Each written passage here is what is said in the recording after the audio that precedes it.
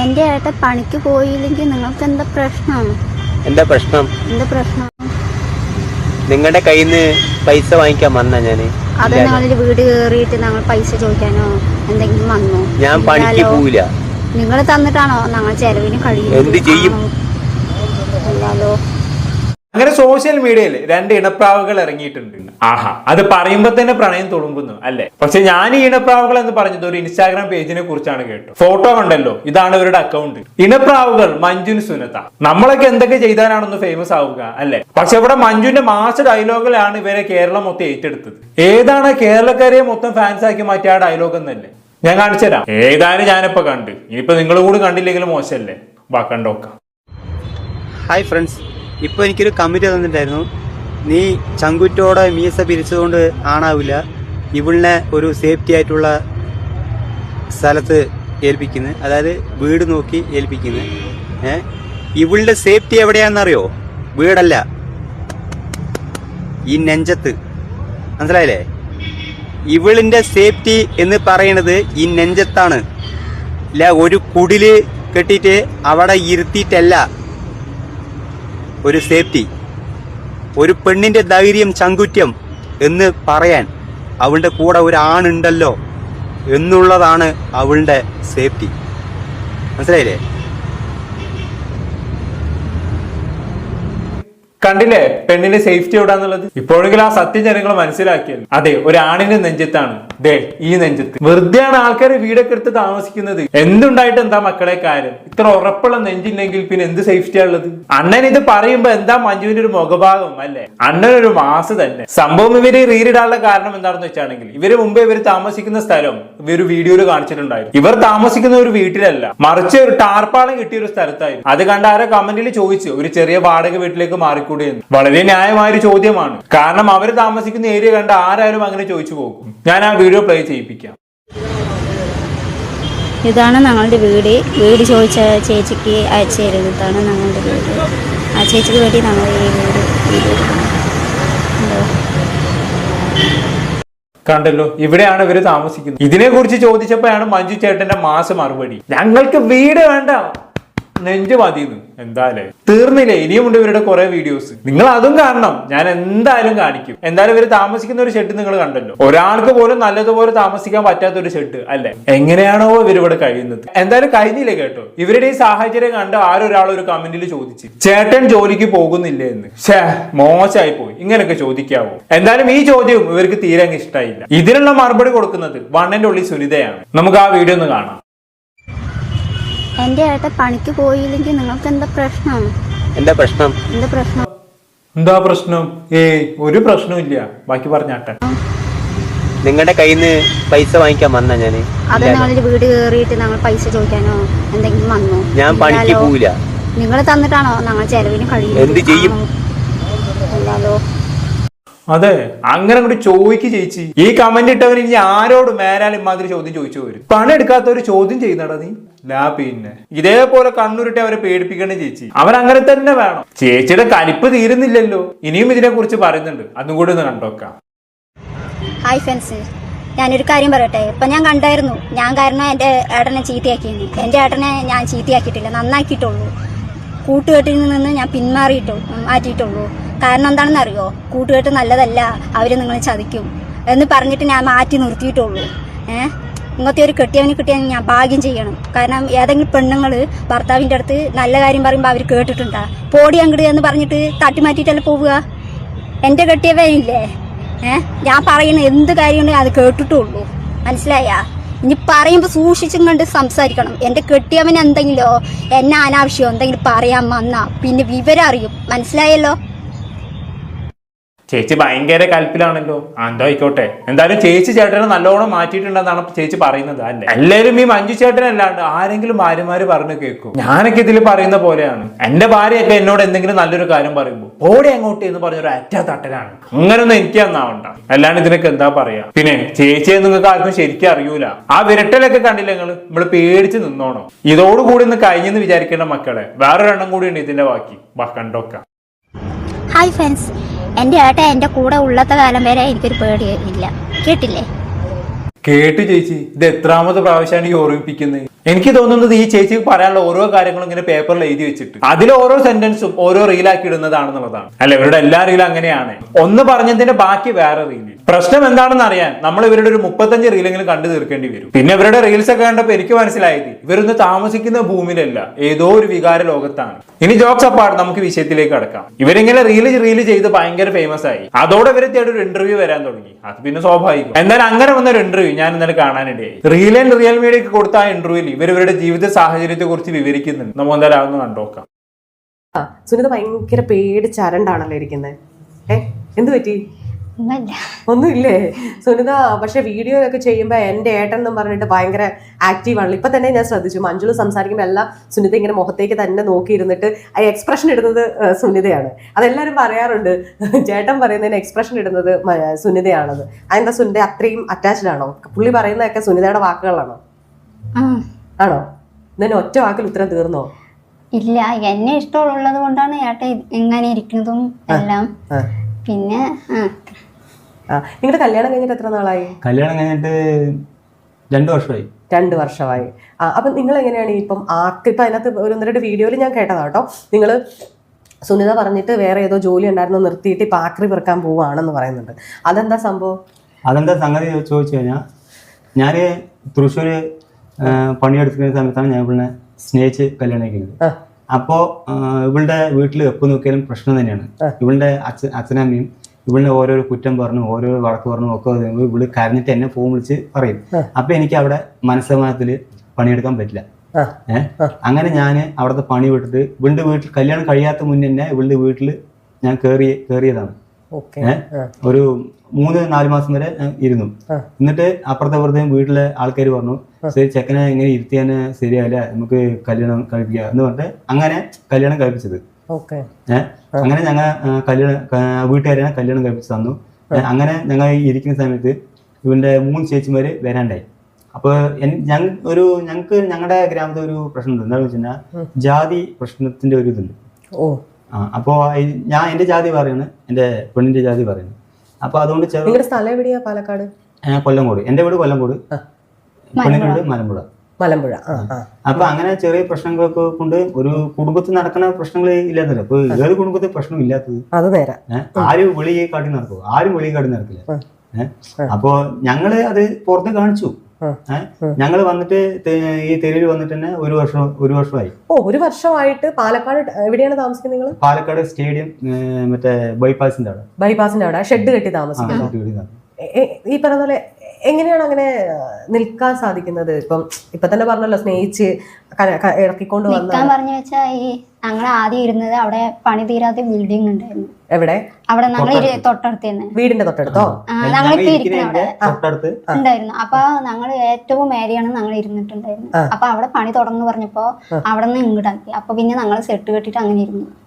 Okay, അങ്ങനെയൊക്കെയാണ് കാര്യങ്ങൾ. ഇവരുടെ ഭാഷ കുറച്ച് സീനാണ്, മനസ്സിലാക്കിയെടുക്കാൻ ഇച്ചിരി ബുദ്ധിമുട്ടാണ്. എന്നാലും ഞാൻ വിശദീകരിക്കാം. മഞ്ജുൻ തൃശ്ശൂരിൽ പണിയെടുക്കുന്ന സമയത്താണ് സുനിതയെ കണ്ടുമുട്ടുന്നത്. സുനിതയുടെ വീട്ടിൽ എന്നും പ്രശ്നങ്ങളായിരുന്നു. അച്ഛനും അമ്മയും എന്നും സുനിതയെ അകറ്റി നിർത്തലും കുറ്റം പറയലുമായിരുന്നു എന്നൊക്കെയാണ് ഇവർ പറയുന്നത്. ഇത് കേൾക്കുമ്പോൾ മഞ്ജുവിന് സമാധാനത്തോടെ പണിയെടുക്കാൻ പറ്റാത്ത അവസ്ഥയായി. അതുകൊണ്ട് തന്നെ അവൻ കല്യാണം കഴിക്കുന്നതിന് മുമ്പേ അവളുടെ വീട്ടിൽ കയറി താമസിക്കാൻ തുടങ്ങി. അങ്ങനെ അയൽപ്പക്കാരൊക്കെ വന്ന് ഇവരെങ്ങനെ നിർത്തിക്കുന്നത് ശരിയല്ല എന്ന് പറഞ്ഞപ്പോ അങ്ങനെ അച്ഛനമ്മയെ നേരെ വരെ കല്യാണം കഴിപ്പിച്ചു. സുനിതയ്ക്ക് 3 സഹോദരിമാരാണുള്ളത്. അവർക്ക് ഇവരെ ഇഷ്ടമില്ലാത്തതുകൊണ്ട് അവരവിടെ നിൽക്കാറില്ല. ഇവരുടെ കല്യാണം കഴിഞ്ഞപ്പോ 2 വർഷമായി. എന്നാൽ പാലക്കാട് നമ്മൾ നേരത്തെ കണ്ട സ്ഥലത്ത് ഒരു ഷെഡിട്ട് താമസിക്കാൻ തുടങ്ങിയിട്ട് 1 വർഷവുമായി. ആദ്യം ഒരു ബിൽഡിങ്ങിന് മേലായിരുന്നു താമസം. പിന്നീട് അവിടെ പണി തുടങ്ങിയപ്പോൾ അവർക്ക് അവിടെ നിന്ന് മൊഴിയേണ്ടി വന്നു എന്നുള്ളതാണ് ഇവർ പറഞ്ഞതിൽ നമുക്ക് മനസ്സിലാക്കാൻ കഴിയുന്നത്. അല്ല, എനിക്ക് മനസ്സിലാവാത്തതൊന്നുമില്ല. ഇവിടെ സുനിതിന്റെ വീട്ടിലെ അച്ഛനും അമ്മയും എപ്പോഴും പ്രശ്നമാണെന്ന് സുനിതനെ പറഞ്ഞല്ലോ. അങ്ങനെ അത് കണ്ട് വേദനിച്ച് നിൽക്കാൻ പറ്റാത്തതുകൊണ്ടാണ് മഞ്ജുൻ അവളുടെ വീട്ടിൽ 3-4 മാസം താമസിപ്പിച്ചതെന്നും പറഞ്ഞല്ലോ. അപ്പൊ എന്റെ ചോദ്യം അതന്നെ, ഇങ്ങനെ കല്യാണം കഴിഞ്ഞതിന് മുമ്പ് വീട്ടിൽ കയറി താമസിപ്പിക്കുന്നതിന് അച്ഛനും അമ്മയ്ക്ക് ഒരു പ്രശ്നമൊന്നും ഇല്ല എന്നുള്ളതാണ്. എന്നിട്ട് നാട്ടുകാർ പറഞ്ഞപ്പോഴാണ് പോലും ഇവര് കല്യാണം കഴിപ്പിച്ചത്. എന്തോ ഇവിടെ ഒരു തകരാറ് പോലെ. എന്തേലും ആവട്ടെ, എന്തായാലും ബാക്കിയുടെ കേട്ടോക്കാം. ഈ പറയുന്ന നിങ്ങൾ ആ ഷെഡിൽ താമസിക്കുമ്പോഴാണ് ഈ പറയുന്ന ആക്രമണങ്ങളൊക്കെ? അല്ല, അതിലും ഉണ്ടായിരുന്നു. മുകളിൽ ഇരിക്കുമ്പോഴും വന്നിട്ടുണ്ടായിരുന്നു. വീട്ടിലിരിക്കുമ്പോഴും വന്നിട്ടുണ്ടായിരുന്നു. വീട്ടിലെ എന്തായിരുന്നു വന്നോണ്ടിരുന്നത്? ഇവളുടെ വീട്ടിലിരിക്കുമ്പോഴാ. ഇവളുടെ വീട്ടിലിരിക്കുമ്പോൾ ഓരോരോ കുറ്റങ്ങൾ പറിച്ചാലും ഇവിടെ എന്ത് കറി വെച്ചാലും ഇപ്പൊ ചോറ് വെച്ചാൽ എന്ത് വെച്ചാലും ഇവിടെ ഓരോരോ കുറ്റം പറയും. അത് ഞാൻ പണിക്ക് പോയ ശേഷം ഇവിടെ ഓരോരോ കുറ്റം പറയും. അത് കാരണമുണ്ട്, ഞാൻ പറയാം. അത് ഞാൻ ഉള്ളതുകൊണ്ടും ഇവിടെ ഉള്ളതുകൊണ്ടും 3 ചേച്ചിമാര് വരാണ്ടായി. അപ്പൊ അവര് വരാൻ വേണ്ടിട്ട് ഞങ്ങളെ വെളി ആക്കണം. അപ്പൊ ഞങ്ങളെ വെളിയിലാക്കിയ അവർക്ക് വരാലോ. അപ്പൊ അതുകൊണ്ട് ഞാൻ ഇല്ലാത്ത സമയത്ത് എന്റെ കൂടെ അത്രയും സഹിച്ചിട്ടുണ്ട് ഇവള്. എന്നിട്ട് ഞാൻ ഉണ്ടാകുമ്പോ ഒന്നും പറയില്ല. എന്നെ മുന്നിൽ വെച്ചിട്ട് എന്റെ കൂട്ടിനെ ഒരാൾ തൊടാനാക്കില്ല. ഒരു വാക്കുകൊണ്ട് നോവിക്കാൻ കൂടി വിടില്ല ഞാൻ. അപ്പൊ എന്റെ മുന്നിൽ വെച്ചിട്ട് പറയാൻ പറ്റില്ലല്ലോ. അത് ഞാൻ പണിക്ക് പോയ ശേഷം ഇവിടെ ഓരോ കുത്തി നോവിക്കലും എല്ലാം പറയും. മഞ്ജുലിന്റെ വീട്ടിൽ കൊണ്ടുപോയില്ലായിരുന്നോ? ഇല്ല, എന്റെ വീട്ടിലും ചെറിയ പ്രശ്നങ്ങളുണ്ട്. എന്റെ ഏട്ടന് മാരേജ് കഴിഞ്ഞിട്ടില്ല. അപ്പൊ എന്റെ വീട്ടിലും കുറെ പ്രശ്നങ്ങളും കാര്യങ്ങളൊക്കെ ഉണ്ട്. അപ്പൊ ജാതിപരമായിട്ടുള്ള പ്രശ്നം നേരിട്ടത് എവിടായിരുന്നു? അത് മൊത്തം പറയുകയാണെങ്കിൽ ഞങ്ങൾ രണ്ടു വീട്ടിലും പ്രശ്നം തന്നെ. ജാതി, എന്റെ വീട്ടില് ജാതി, ഇവളുടെ വീട്ടില്. ഓക്കെ, അപ്പൊ അതാണ് കാര്യം. ഇവരവിടെ താമസിക്കുന്നത് സുനിതന് അച്ഛനമ്മക്കും തീരെ ഇഷ്ടമില്ല. ചേച്ചിമാരാണെങ്കിൽ പിന്നെ സുനിതന് ഇഷ്ടമില്ലാത്തതുകൊണ്ട് അങ്ങോട്ട് വരാറുമില്ല. അങ്ങനെ ഇവർ എങ്ങനെയും ഒഴിവാക്കിയിട്ട് സുനിതന്റെ ചേച്ചിമാരെ സ്വീകരിക്കാനായിരുന്നു അച്ഛന്റെ അമ്മേനും പ്ലാൻ. അതുപോലെ തന്നെ മഞ്ജു ചേട്ടന്റെ വീട്ടിലേക്ക് എന്തുകൊണ്ടാണ് സുനിത ചേച്ചിയെ കൊണ്ടാത്തതെന്ന് ആങ്കർ ചോദിക്കുമ്പോൾ ഏട്ടന്റെ കല്യാണം കഴിയാത്തത് കൊണ്ടാണെന്നൊക്കെയാണ് മഞ്ജു ചേട്ടൻ മറുപടി പറയുന്നത്. അല്ലെ, അതെന്താണെന്നുള്ളത് എനിക്ക് എത്ര ആലോചിച്ചിട്ട് മനസ്സിലാവുന്നില്ല. ഇവിടെ ചേട്ടനെക്കാളും മുന്നേ അനിയൻ കല്യാണം കഴിക്കുന്ന എത്രയോ കേസുകളുണ്ട്. എന്നിട്ട് അവരാരെങ്കിലും വീട്ടിൽ സ്വീകരിക്കാതെ ഇരിക്കുന്നുണ്ടോ? എനിക്ക് തോന്നുന്നത് ഇനിയിപ്പോ ഇവർ രണ്ടാളും കൂടി മഞ്ജു ചേട്ടന്റെ വീട്ടിൽ വന്നു കഴിഞ്ഞാണെങ്കിൽ ഈ പ്രശ്നങ്ങളൊക്കെ കൊണ്ട് ചേട്ടന് പെണ്ണ് കിട്ടിയില്ലെങ്കിലോ എന്ന് വിചാരിച്ചിട്ടാകും. എന്നാലും അത് ഇത്തിരി മോശമായി പോയി. പിന്നെ ഇവർ ഇടയ്ക്കിടെ ജാതി പ്രശ്നം പറയുന്നുണ്ട്. ശരിക്കും എന്താണ് പ്രശ്നം എന്ന് എനിക്ക് അങ്ങോട്ട് കാലിക്ക് തെളിയുന്നില്ല. എനിവേ, ഇനി അടുത്തത് ഇവരുടെ പ്രണയത്തെ കുറിച്ച് ഇവർ ഡീറ്റെയിൽഡ് ആയി പറയുന്നുണ്ട്. നമുക്ക് അതൊന്നും കണ്ടോക്കാം. നിങ്ങൾ സ്നേഹിച്ച് കല്യാണം കഴിച്ചാണ്? എങ്ങനെയായിരുന്നു സ്നേഹവും പ്രണയവും? സ്നേഹം പറയുമ്പോ അത് ഞങ്ങൾ ഈ ഇൻസ്റ്റാഗ്രാം വഴിയിലാണ് ഞങ്ങളെ സ്നേഹിച്ചതും എല്ലാം. എങ്ങനെ ആദ്യം കണ്ടത്? പ്രണയം പറ. ആദ്യം കണ്ടത് പറഞ്ഞു വെച്ചാൽ ഇൻസ്റ്റാഗ്രാമിൽ ഞാൻ വീഡിയോ ഇട്ടിട്ടുണ്ടായിരുന്നു. വീഡിയോ ഇട്ടപ്പോ ഞാനിങ്ങനെ മുഖം മറിച്ചിട്ട് കണ്ണു മാത്രം കാണിച്ചിട്ട് ഞാൻ ടീപ്പ് വെച്ചിട്ടുണ്ടായിരുന്നു. അപ്പൊ ഏട്ടൻ കണ്ടപ്പോ അത് നോക്കി. അത് കണ്ടപ്പോ വീഡിയോ ഉണ്ടായിരുന്നു.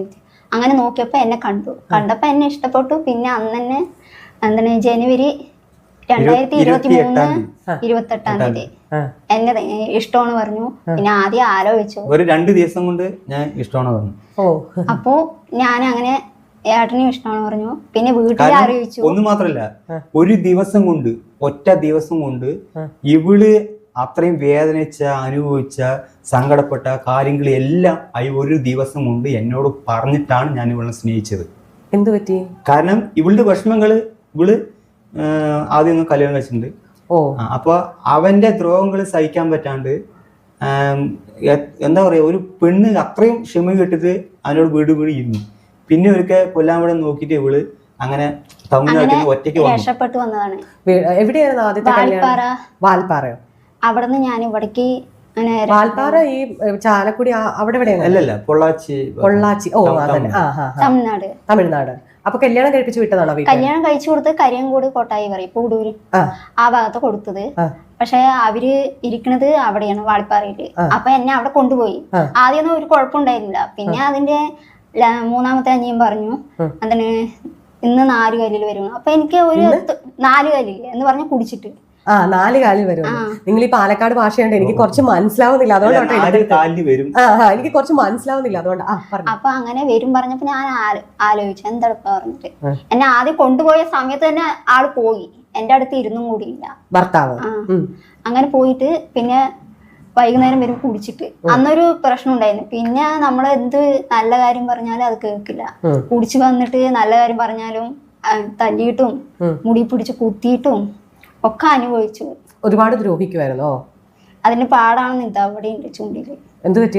കട്ടിലില് കുത്തിയിട്ട് കൊറേ അനുഭവിച്ചു. കട്ടിലിൽ പിടിച്ച് ഇടിച്ച് കൊറേ മുടിയിൽ പിടിച്ച് കൊറേ അനുഭവിച്ചു.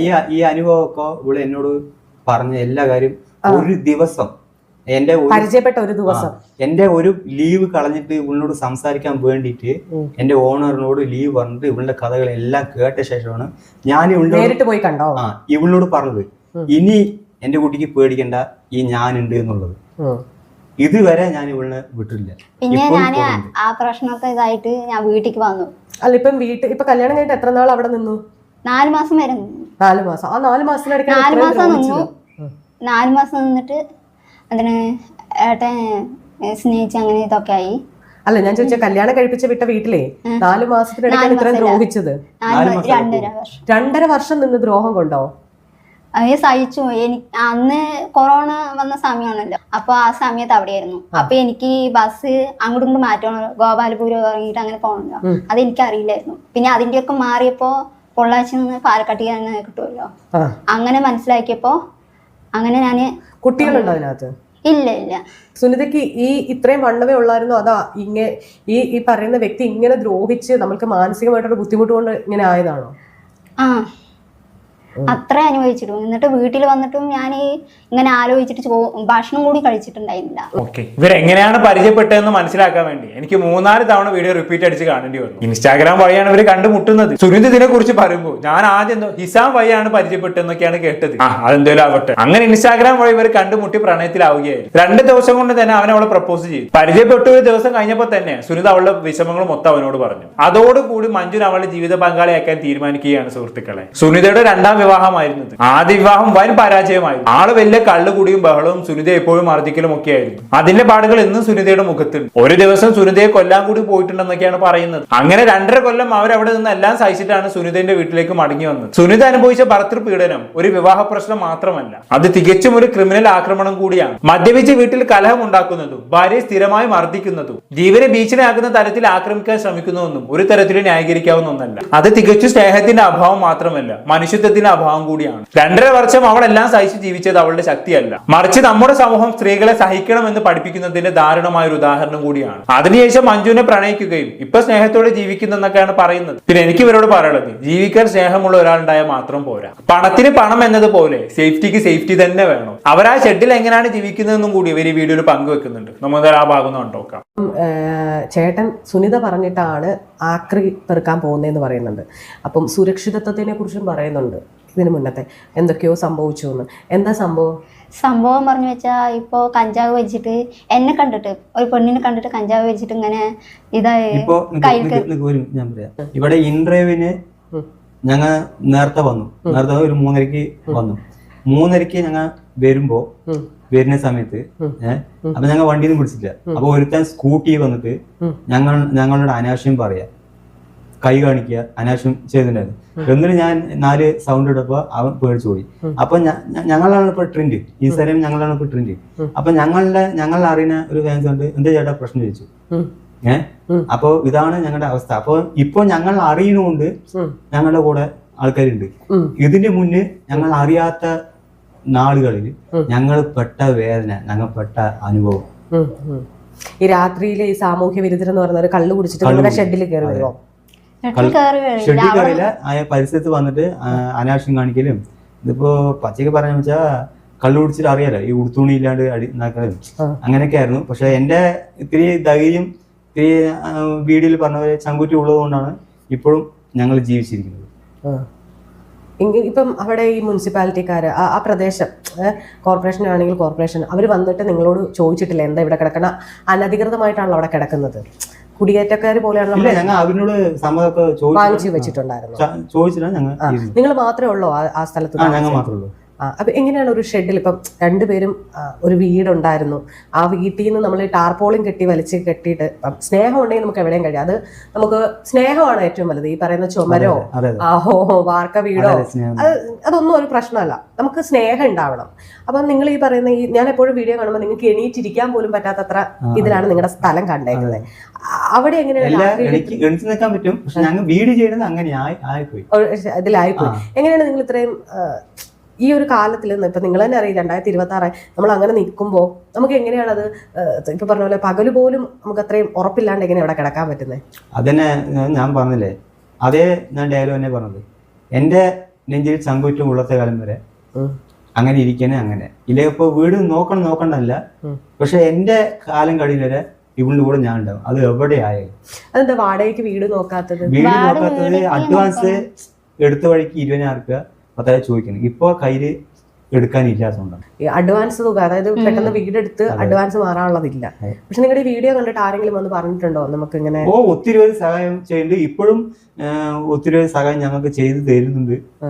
പലരും ചെയ്തു തരുന്നുണ്ട്. അപ്പൊ എന്തെങ്കിലും വീടെടുത്ത് മാറാനുള്ള ഒരു സാഹചര്യം ഇതുവരെ ഉണ്ടായിട്ടില്ല. ഇനിയിപ്പോ ഉണ്ടാവുന്ന പ്രതീക്ഷിക്കണം. അപ്പൊ ഈ ആക്രി പെറുക്കാന്ന് പറഞ്ഞാൽ എന്താ, രാവിലെ എണീറ്റിട്ട് നിങ്ങൾ 2 പേരും കൂടെയാണോ പോകുന്നതോ? അല്ലല്ല, ഞാൻ തന്നെ പോകും. കാരണം ഇവിടെ ഒറ്റയ്ക്കിട്ട് എനിക്ക് അത്ര ഇതിൽ പോകാൻ പറ്റില്ല. 6 മണിക്ക് പോകും. അതായത് ഈ ജോഗിങ്ങിന് ആൾക്കാർ വരുമല്ലോ, ഈ ഓടാൻ രാവിലെ ഹൈവേ ആയതുകൊണ്ട് അവിടെ ആൾക്കാർ വരും. അപ്പൊ ആൾക്കാർ വരുമ്പോ ഇവർക്ക് സേഫ്റ്റി ആയി ആൾക്കാരൊക്കെ ആയല്ലോ. അപ്പൊ ഈ സമയത്ത് ഞാൻ ഒരു വലിയൊരു ചാക്ക് എടുത്തിട്ട് ഞാനിങ്ങനെ പാലക്കാട് റൗണ്ട് ഇങ്ങനെ ചുറ്റി അപ്പൊ ഞങ്ങൾക്ക് അത്ര ഉള്ള 250 രൂപ 200 അങ്ങനെ കിട്ടും. ഈ വരുമാനം കൊണ്ട് ഞങ്ങൾ രണ്ടുപേരും ഹാപ്പി ആയിട്ടിരിക്കും. ഹാപ്പി ആയിട്ടിരിക്കുന്നത്. ഈ പറഞ്ഞ 250 രൂപയ്ക്ക് കുപ്പി അതാണോ പെറുക്കുന്നത്? കുപ്പി പറഞ്ഞാൽ അതെ കുപ്പി. ഈ ബോട്ടൽ കിട്ടും, ബീർ കിട്ടും, അട്ട കിട്ടും. അട്ടയോ? അട്ടപ്പെട്ടി ഫ്രൂട്ട്സ് ഒക്കെ കൊണ്ടുവരുന്ന പെട്ടിയാണ്. ഈ അട്ടപ്പെട്ടി അതാണ് കിട്ടുന്നത്. ഇത് കിട്ടി 250 രൂപയ്ക്ക് അന്ന് അങ്ങനെ വേണോ അരിയും സാധനമൊക്കെ വാങ്ങിക്കാൻ? അരി സാധനമല്ല. പിന്നെ പാലക്കാട് ജില്ലയിൽ ഒരു പ്രത്യേകത ഉണ്ട്. എന്താ വെച്ചാൽ 3 നേരം ഫ്രീ ആയിട്ട് ആഹാരം കിട്ടും. ഒന്ന് പോലീസ് സ്റ്റേഷന്റെ അവിടെ പൈസ കൊടുക്കണ്ട. പിന്നെ ഹോസ്പിറ്റലിൽ പോയി വെച്ചാൽ ഫ്രീ ആയിട്ട് അതിന്റെ അവിടെ ഭക്ഷണം കിട്ടും, പൈസ കൊടുക്കണ്ട. അപ്പൊ ഞങ്ങൾക്ക് ചെലവ് എന്ന് പറയുകയാണെങ്കിൽ ഇപ്പൊ അവിടെ ഇപ്പൊ ഞങ്ങൾക്ക് ഇപ്പൊ എന്തെങ്കിലും വയ്യാണ്ടായി കഴിഞ്ഞാൽ 2 ദിവസം അങ്ങനെ വയ്യാണ്ടായി കഴിഞ്ഞാൽ ഇങ്ങനെ വർക്കിന് പോയില്ലെങ്കിൽ അപ്പോൾ ഞങ്ങൾ കടയിൽ നിന്ന് വാങ്ങിക്കഴിക്കും. അതിന് പതിവ് ചെലവും. പിന്നെ ഞങ്ങൾ ടോയ്ലറ്റും കുളിക്കലും കാര്യങ്ങളൊക്കെ ഉണ്ടല്ലോ. അതെവിടെയാ? അത് ഇവള് ടോയ്ലറ്റിൽ പോകും. പക്ഷെ ഞങ്ങൾക്ക് കുളമുണ്ട്. അപ്പൊ ഞാൻ കുളത്തിൽ പോയിട്ട് കുളിക്കും. സ്റ്റേഡിയത്തിന്റെ അവിടെ തന്നെ ഉണ്ട്. അതെ. ശരിക്കും ഞാനത് ചോദിക്കണം എന്ന് ഓർത്തൊരു കാര്യമാണ്. ഒരു സ്ത്രീയാണ്, നമുക്കിപ്പം തന്നെ പീരിയഡ്സ് വരും, അങ്ങനെയൊക്കെ ഉള്ള ഒരു അവസരത്തിൽ ഇപ്പം നിങ്ങൾക്ക് തന്നെ അറിയാം, നിങ്ങൾ രണ്ടുപേരും നല്ല വീട്ടിൽ നിന്നാണ്. അവിടെ നമ്മൾ ഇങ്ങനെ വരുമ്പോൾ ഒരു സേഫ്റ്റിയുടെ ഒരു പ്രശ്നമുണ്ട്. കാരണം ആ സമയത്ത് അതിനകത്ത് ഇവളുടെ സേഫ്റ്റി ഞാനുണ്ടാകുമ്പോൾ പിന്നെ അത് പേടിക്കണ്ട. ഇവൾക്ക് എന്ത് സംഭവിച്ചാലും ഇവളുടെ കൂടെ ഞാനുണ്ട്. അപ്പൊ അങ്ങനെയൊക്കെയാണ് കാര്യങ്ങൾ. ഇപ്പോൾ മഞ്ജു ചേട്ടൻ സുനിത പറഞ്ഞിട്ടാണ് ആക്രി പെറുക്കാൻ പോകുന്നത് എന്നൊക്കെയാണ് ഇവർ പറയുന്നത് അല്ലെ. താമസിക്കുന്ന ഷെഡിനടുത്ത് മദ്യപിച്ച ആളുകൾ രാത്രി സമയത്ത് വരിക, അനാവശ്യ പെരുമാറ്റങ്ങൾ കാണിക്കുക തുടങ്ങിയ സംഭവങ്ങൾ ഒരുപാട് ഉണ്ടായിട്ടുണ്ട്. ഇന്ന് ഇവര് ഇന്റർവ്യൂവിന് വന്ന സമയത്ത് പോലും ഒരു സ്കൂട്ടിയിൽ വന്ന ഒരാൾ ഇവരോട് അനാവശ്യമായി പെരുമാറിയെന്നൊക്കെ ഇവർ പറയുന്നുണ്ട്. ഇപ്പൊ പിന്നെ ഇവര് കുറെ റീൽസ് ഒക്കെ ചെയ്ത് ഫേമസ് ആയതുകൊണ്ട് തന്നെ ഇവരെ കുറെ ആളുകൾ തിരിച്ചറിയുന്നുണ്ട്. അതുകൊണ്ട് ഇവർക്ക് ഇപ്പൊ അത്ര പേടിക്കാനില്ല. പക്ഷെ ഇവരുടെ സംസാരത്തിൽ നിന്നും മുമ്പ് ഇവര് കുറെ പേടിച്ചായിരുന്നു ജീവിച്ചതെന്നുള്ളത് നമുക്ക് മനസ്സിലാക്കാൻ പറ്റും. ഇപ്പൊ ഇവരുടെ വീഡിയോ കണ്ട് ഇവരോട് സാധാരണ തോന്നുന്ന പലരും ഉണ്ടാകാം. അതൊക്കെ നല്ലത് തന്നെ. ബട്ട് റിയാലിറ്റിയിലേക്ക് വരുമ്പോൾ സുരക്ഷ എന്ന് പറയുന്ന ഒരു ബേസിക് കാര്യം തന്നെയാണ്. അതും കൂടി കിട്ടാതെ എന്റെ നെഞ്ചുണ്ട് അവൾക്ക് ചാൻ എന്നും പറയുന്നതിൽ യാതൊരു കാര്യവുമില്ല. പ്രാക്ടിക്കലി നമ്മൾ ചിന്തിക്കണം. അർജന്റ് ആയിട്ട് മൂത്രം ഒഴിക്കാൻ വരെ സ്റ്റേഡിയത്തിന്റെ അടുത്ത് ബാത്റൂമിൽ പോകണം. നോർമൽ ഇത് ഓക്കെ അല്ല. ഇനി സുനിതയ്ക്ക് പീരീഡ്സ് പോലെയുള്ള കാര്യങ്ങൾ വരുമ്പോൾ എന്തായിരിക്കും അവസ്ഥ? അതിനെ കുറിച്ച് ചോദിക്കുമ്പോൾ മഞ്ജു ചേട്ടന്റെ മറുപടി ഞാൻ ഉണ്ടാകുമ്പോൾ അവൾക്ക് പേടിക്കാനില്ല എന്നൊക്കെയാണ്. ഇങ്ങനെയൊക്കെയാണ് ഇതിന് മറുപടി പറയേണ്ടത്. ഇവരെ സംബന്ധിച്ചിടത്തോളം ഒരു ബേസിക് നീഡ്സ് പോലും ഇവർക്ക് അച്ചീവ് ചെയ്യാൻ പറ്റാത്ത അവസ്ഥയാണ്. അത് വളരെ ദാരുണമാണ്. സുനിത പറയുന്നതിനെ കൊണ്ട് അവളെ തന്നെ അവിടെ നോക്കിയിരിക്കുന്നതിന് പകരം ഈ പ്രശ്നങ്ങൾക്കെല്ലാം പരിഹാരം കാണുകയാണ് ശരിക്കും വേണ്ടത്. ഈ വീഡിയോ കണ്ട സമയത്ത് സുനിതക്കും മഞ്ജുവിനും യാതൊരുവിധ ആരോഗ്യ പ്രശ്നം ഉള്ളതായിട്ട് തോന്നുന്നില്ല. പക്ഷെ ഭാവിയിൽ എന്തെങ്കിലും പ്രശ്നങ്ങൾ വന്നു കഴിഞ്ഞാണെങ്കിൽ മനുഷ്യരല്ല എന്തായാലും ഉണ്ടാക്കും. എന്തായിരിക്കും അവസ്ഥ? അന്നേരം വേണ്ടത് ഒരു അടിച്ചുറപ്പുള്ള വീടായിരിക്കും. ഇവിടെ എനിക്ക് ചോദിക്കാനുള്ളത് സുനിതയ്ക്ക് ഇവിടെ സേഫ്റ്റി കൊടുക്കുന്നതിന് പകരം 2 പേർക്കും കൂടെ ഒരു ജോലിക്ക് പോയിക്കൂടെ എന്നുള്ളതാണ്. അങ്ങനെയാണെങ്കിൽ പെട്ടെന്ന് തന്നെ നിങ്ങൾക്ക് 2 പേർക്കും ഒരു വാടക വീട്ടിലേക്ക് മാറാലോ. നിങ്ങൾ ആലോചിക്കണം, ഇവർ 2 പേരും കല്യാണം കഴിഞ്ഞ ആൾക്കാരാണ്. ഇവർക്ക് 2 പേർക്കും വികാരങ്ങൾ ഉണ്ടാവും. ഒന്ന് പ്രൈവസിയോട് കൂടി സെക്സിൽ ഏർപ്പെടാൻ പോലും ഇവർക്ക് പറ്റില്ല. അതേപോലെ തന്നെ ഫുഡും കാര്യങ്ങളും എപ്പോഴും പുറത്തുനിന്ന് കഴിക്കാന്നാണ് വിചാരിക്കുന്നത്. എന്തായാലും ഇവരുടെ സാഹചര്യം ഒക്കെ അറിയുമ്പോൾ നിങ്ങൾക്ക് ഒരു സഹതാപം ഇവരോട് തോന്നാം. ആ സഹതാപം തോന്നി ഇവർക്ക് ആരെങ്കിലും ഒരു ജോലി കൊടുക്കുകയാണെങ്കിൽ അത്രയും നല്ലത്. ഞാൻ ഈ ചെയ്യുന്ന വീഡിയോ കൊണ്ട് അവർക്ക് അങ്ങനെ ഒരു ഉപകാരം ഉണ്ടായാൽ അത്രയും നല്ലത്. പക്ഷെ അവിടെയും ഒരു പ്രശ്നമുണ്ട്. ഇവിടെ മഞ്ജു ചേട്ടന് നല്ലൊരു ജോലി കിട്ടിയെന്ന് വെക്കട്ടെ, അങ്ങനെയെങ്കിൽ ഭാര്യ ഒറ്റക്കാണെന്നും പറഞ്ഞ് മഞ്ജു ചേട്ടൻ ജോലിക്ക് പോകാതിരിക്കും. അതാണ് എന്റെ ഡൗട്ട്. എന്തായാലും ഒരുപാട് യാതനകൾ അനുഭവിച്ചാണ് ഇവർ ഇവിടെ വരെ എത്തിയത്. നല്ല രീതിയിൽ തന്നെ ഇവർ ജീവിക്കട്ടെ എന്ന് തന്നെയാണ് എന്റെയും ആഗ്രഹം. ചുമ്മാ ഇൻസ്റ്റാഗ്രാമിൽ വന്ന് ഡയലോഗ് അടിച്ചതുകൊണ്ട് മാത്രം ആർക്കും ഇവിടെ സുരക്ഷ കിട്ടില്ല. സുരക്ഷ കിട്ടാൻ അതിന് വേണ്ടുന്ന കാര്യങ്ങൾ നമ്മൾ തന്നെ ചെയ്യണം. ഇവർ രണ്ടാളും കൂടെ ഒരുമിച്ച് പ്രയത്നിച്ചു കഴിഞ്ഞാണെങ്കിൽ ഇതെല്ലാം ശരിയാക്കി എടുക്കാവുന്നതേ എന്ന് എനിക്ക് തോന്നിയിട്ടുള്ളൂ. 2 പേർക്കും ഇപ്പൊ നല്ല ആരോഗ്യം ഉണ്ടല്ലോ. എന്താണ് നിങ്ങളുടെ അഭിപ്രായം? താഴെ കമന്റ് ബോക്സിൽ രേഖപ്പെടുത്തുമല്ലോ. അടുത്ത ടോപ്പിക്കുമായി വീണ്ടും കാണാം.